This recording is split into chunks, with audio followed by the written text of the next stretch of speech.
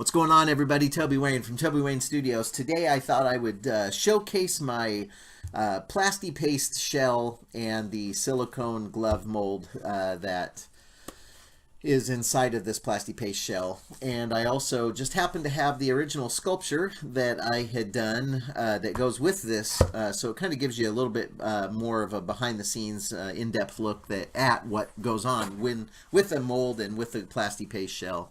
So basically what I'll do is I'll start out with my sculpt, whatever it is that I'm doing. So I do the sculpture, and then once I get everything to where I'm happy with it, then I will actually do a silicone mold, and this just happens to be a glove mold. And so as you can see here, this is the actual glove mold for this sculpt. And what I'll do is I'll actually apply anywhere from 4 to 6 layers of silicone, and this is the Mold Max Stroke from Smooth On, and it's a brushable silicone. It's awesome stuff. I really like it. It definitely saves on materials instead of doing a big block mold, which I'll talk about in another video. But the glove molds are great because you save materials, and it's also you only have one seam running up the back, so that's awesome. But anyway, so yeah, so you have your sculpt, and then you apply multiple layers of silicone onto the sculpture. And then of course you do your flange, and then up the back you do a thicker ridge so that the silicone or that the resin will have a harder time getting through it.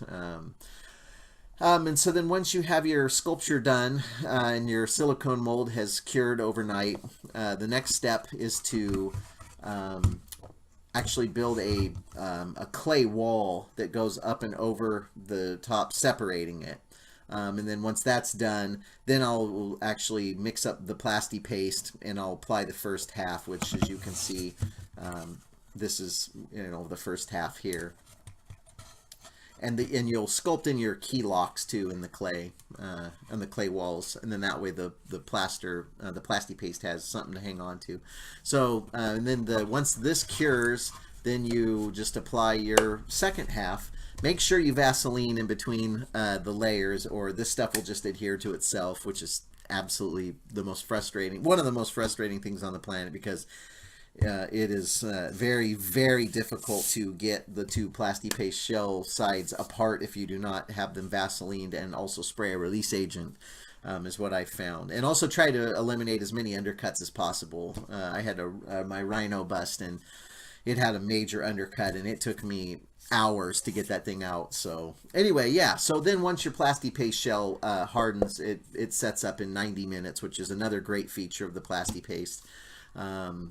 You can, in this case I didn't, because I had enough walls that I can clamp with my hand clamps here, but you can also just take and drill holes in here, and then put your thread bolts with your wing nuts, and then screw it and hold it together that way too. So anyway, and then once it's put together, then you make sure that the silicone mold is seated inside the plasti paste shell, and then you just mix in your resin and pour it into your little slot there, and rotocast it, or just pour straight in, and then it fires off. And yeah, then you've got a resin casting, which unfortunately I don't, actually that's not true, I do have a resin casting of it.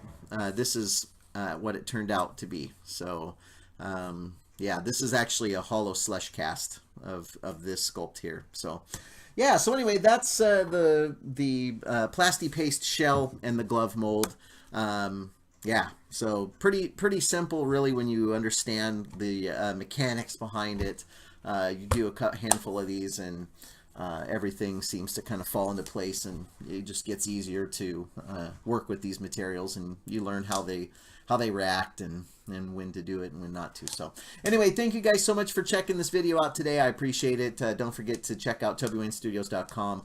Also Toby Wayne Studios on Instagram, and my Facebook, and my Twitch at the Toby Wayne Show. So I do live streams for everybody to sign in and chat with me as I'm working out here in the studio. So anyway, you guys are awesome. Thank you so much for checking out this video, and I will catch you in the next one. See ya.